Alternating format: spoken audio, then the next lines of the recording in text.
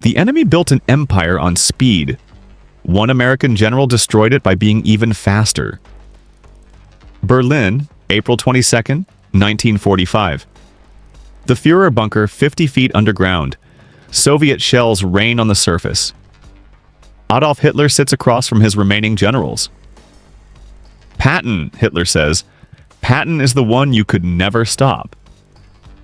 Concrete dust drifts from the ceiling. Lights flicker. Maps lie open across tables, showing a Germany that exists only on paper. Arrows point to units that no longer exist in reality. For 4 years, Hitler commanded one of the most feared military machines in history. He shattered countries, humiliated armies, and forced the world to react to his tempo. Now, in his final days, with everything collapsing, he speaks about an American general, not with propaganda, but with something closer to professional recognition. Not because of numbers, not because of equipment, but because of speed. The room goes quiet because everyone there understands what that admission really means. This is not ideology. This is operational truth. The enemy acknowledging that the war slipped out of his control, not through firepower alone, but through tempo. To understand why that name still mattered in that bunker, you have to go back to where Hitler made his first real mistake about the Americans. North Africa, early 1943. Reports arrive after Kasserine Pass. American forces suffer a serious defeat. Tanks destroyed. Units pushed back. Thousands captured. The reports confirm what Hitler already believes. Americans are not warriors. They are merchants playing at war. He is satisfied. His assumptions feel validated. The Americans are industrial, rich, soft, capable of producing machines, not of enduring pressure. Then another report arrives. A new commander takes over the broken American corps. The name barely registers at first, George S. Patton. 3 weeks later, the same American units attack again. This time, the tone of the reports is different. Positions that once held now collapse. German units retreat faster than expected. The Americans are not just attacking, they are moving aggressively, relentlessly, and faster than doctrine predicts. Hitler frowns. One general should not make this much difference. But Patton has already begun rewriting the tempo. If you are following how tempo starts changing wars before anyone admits it, stay with this. What comes next explains why this mattered more than any single battle. Sicily, summer 1943. The Allied invasion begins. Intelligence expects the British to dominate the campaign. The Americans are considered secondary. Then reports begin piling up. Patton's forces are racing across terrain planners, said armor could not move through. He is outrunning supply lines. By every rule, he should be slowing down. He is not. Patton reaches Messina first. He beats Montgomery to the prize. Not with better resources, not with better planning. With speed. With pressure. With refusal to slow down just because someone says he should. German intelligence describes him as theatrical. Ivory-handled pistols, loud, profane, a showman, easy to dismiss. But one assessment sticks. He does not think like a modern general, he thinks like a raider. Raiders do not wait. Raiders do not settle. Raiders do not give the enemy time to breathe. For the first time, German planners begin to understand that this American general is not just aggressive, he is disruptive. He does not simply fight armies, he shatters planning cycles, winter into early 1944. One question dominates German strategy meetings. Where will the Allies invade Western Europe? And one assumption becomes central. Where Patton is, the real invasion will be. Spring 1944. Intelligence shows Patton commanding a massive American formation opposite Pas de Calais. Tanks, camps, heavy radio traffic. Everything points to one conclusion. Patton is there, so the real invasion must be there. 15 divisions are held back to defend that area, the strongest defensive concentration in France. Because German leadership believes one thing with total certainty. The Allies will not waste Patton on a fake. June 6, 1944, Normandy. The landings begin not at Calais. The first question in German headquarters is not about beaches. It is not about casualties. It is not about losses. It is this. Where is Patton? Still in England? Still at Calais? Still commanding that army group? German commanders relax slightly. Normandy must be a diversion. The real blow is still coming. The Patton blow. Weeks pass. Requests for reinforcements to Normandy are denied. 15 divisions remain frozen in place, waiting for Patton's attack. Then the truth arrives. First U.S. Army Group doesn't exist. The tanks are inflatable, the radio traffic is fake. Patton commanded an army of ghosts. For the first time in the war, Hitler realizes he's been outthought. This is not just deception, it is a psychological strike. The enemy's respect for Patton is turned against him. His reputation becomes a weapon. German planners do not just misread the battlefield, they misread the man.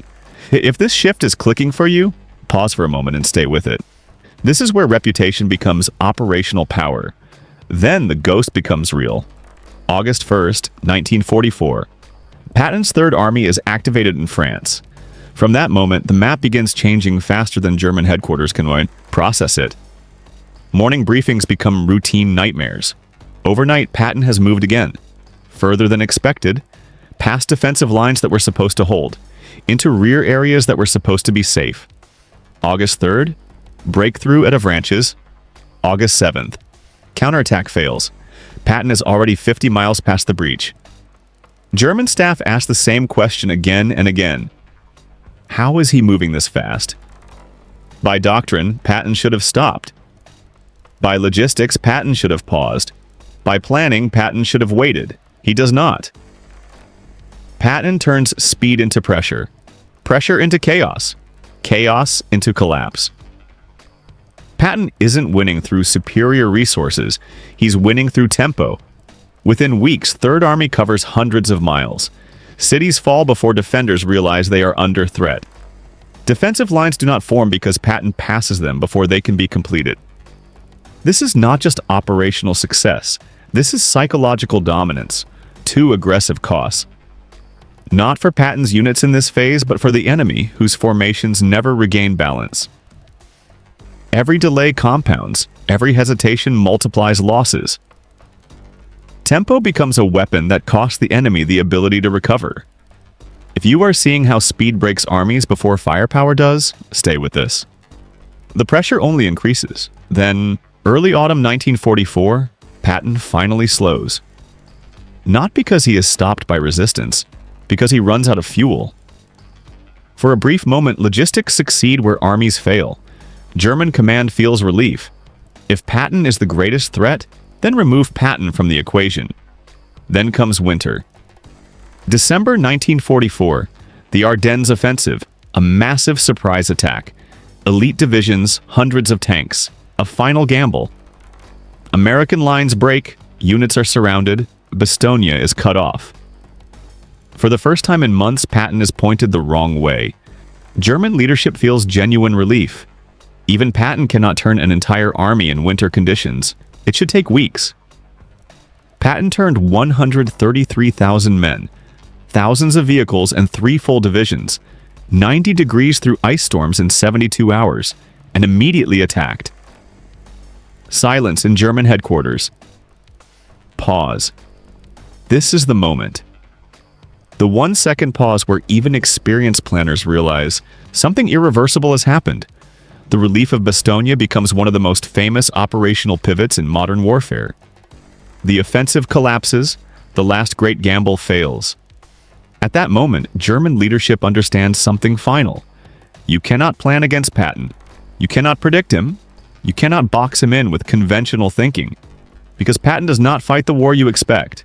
He fights the war that breaks your ability to react. If this turning point is holding you, stay with it.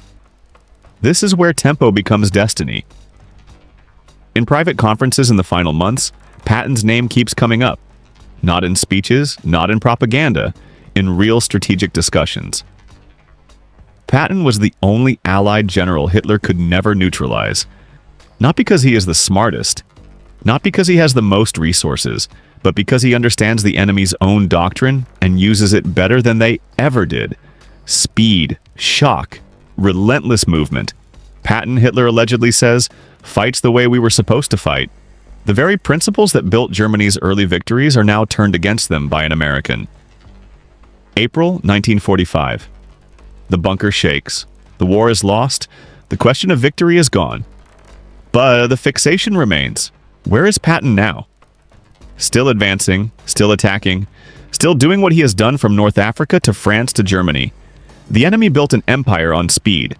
Patton destroyed it by being even faster. This is not myth. This is not legend. This is what happens when one commander breaks the enemy's ability to think, plan, and react. Patton was not perfect. He was not polite. He was not safe. He was dangerous. And in a war decided by momentum, danger was exactly what the United States needed. History's greatest commanders aren't always the ones with the perfect plans. Sometimes they're the ones who make their enemies stop planning altogether. If this story reshaped how you think about pressure and tempo, take a moment and stay connected for more. These are the moments that explain how wars are actually won. History often celebrates plans, but wars are won by pressure. They are won by commanders who force the enemy into constant reaction, who deny them time, who turn speed into violence and momentum into collapse.